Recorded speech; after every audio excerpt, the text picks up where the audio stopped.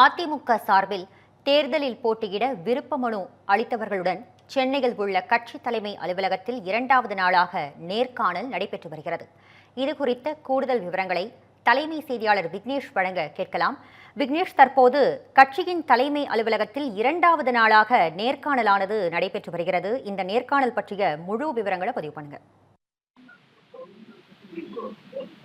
வணக்கம். 2026 சட்டமன்ற தேர்தலை முன்னிட்டு அதிமுக சார்பில் 234 தொகுதிகளிலும் போட்டியிட விரும்பி விருப்ப மனுக்களை தாக்கல் செய்த அதிமுக நிர்வாகிகள் மற்றும் தொண்டர்களிடையான நேர்காணல் என்பது அதிமுக பொதுச் செயலாளர் எடப்பாடி பழனிசாமி தலைமையில் தற்போது நடைபெற்றுக் கொண்டிருக்கிறது.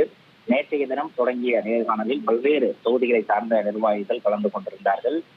இன்றைய தினம் பல்வேறு மாவட்டங்களைச் சேர்ந்த தொகுதிகளைச் சேர்ந்த போட்டியிட விரும்பி விருப்ப மனுக்களை தாக்கல் செய்திருக்கக்கூடிய நிர்வாகிகளும் கலந்து கொண்டிருக்கிறார்கள்.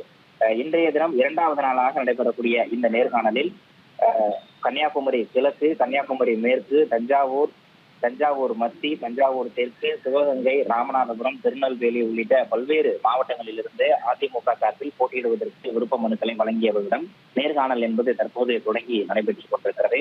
இந்த நேர்காணலில் கட்சியில் எத்தனை ஆண்டுகளாக இருக்கிறீர்கள், கட்சிக்காக எத்தனை போராட்டங்களை முன்னெடுத்து நடத்தியிருக்கிறீர்கள், கட்சி வளர்ச்சி பணிக்காக தாங்கள் ஏற்றிருக்கக்கூடிய பணிகள் என்ன, அதிமுக வேட்பாளராக தங்களை நிறுத்தினால் வெற்றி வாய்ப்பு எந்த அளவுக்கு இருக்கிறது, தொகுதி மக்களிடையே செல்வாக்கு எந்த அளவில் இருக்கிறது என்பது தொடர்பான விவரங்களை எடப்பாடி பழனிசாமி நேரடியாக கேட்டுக் கொண்டிருக்கிறார். அதன் அடிப்படையில் புதிய வேட்பாளரை தேர்வு செய்வதற்கான நடவடிக்கைகளும் தீவிரப்படுத்த தொடங்கியிருக்கிறது.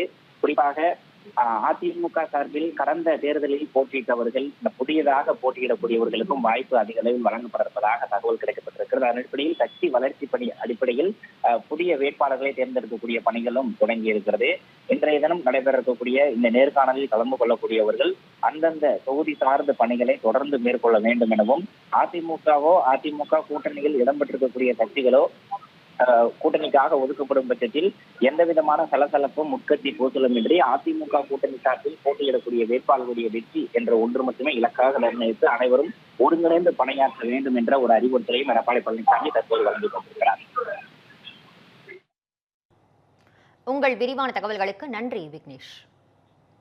இந்த பண்டிகை நாட்களை முன்னிட்டு வில்லா மனைகளை முன்பதிவு செய்து ஸ்டாம்ப் டியூட்டியில் 50% வரை தள்ளுபடி பெறுங்கள். Premium villa plots across Tamil Nadu from 4.5 lakhs to 3 crores. One layer G Square. For details call 8939750009.